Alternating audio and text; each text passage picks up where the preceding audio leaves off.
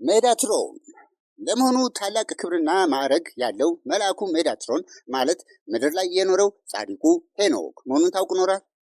አዎ፣ ያው ሄኖክ የምናውቀው ያው ከእግዚአብሔር ጎን ለመራመድ የተፈቀደለት ሄኖክ እና በምስጢር ወደ ገነት የተወሰደው ሄኖክ ገነት በደረሰም ጊዜ ወደ መልአኩ ሜዳትሮንነት ነበር የተለወጠው ወይም ትራንስፎርሜድ የሆነው እና የሰማይ መላእክትም የታላቅነቱን የክብሩን አክሊል በራሱ ላይ ሊያጠልቁ አቀረቡለት።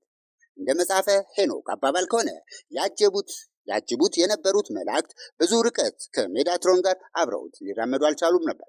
ምክንያቱም በእርሱ ላይ ያደረው የእግዚአብሔር የቅዱሱ መንፈስ በአክሊሉ ላይ ሲንጸባረቅ ኃይሉን ከቅዱስነቱ የሚመጣውን ኃይል መቋቋም ስላቃታቸው ነበር እና ከዛም ሕያውና አንዱ አልፋና ኦሜጋው ፍጹሙም ወይም ዘአብሶሊት ለሜዳትሮን እንዲህ አለው፣ ሜዳትሮን ሆይ ና በቀኝ ተቀመጥ፣ እኔ ያህዌ ነኝ።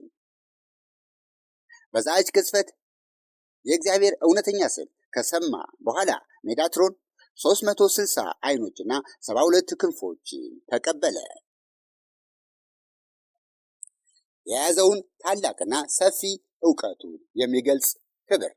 ከዛን ጀምሮ ሜዳትሮን ራሱን የገነት ጠባቂና መላውን የሰው ልጅ እንቅስቃሴና ሕይወት የሚቆጣጠር አልጋ ወራሽ ባለዙፋን ባለስልጣኑ መሆኑን አወቀ።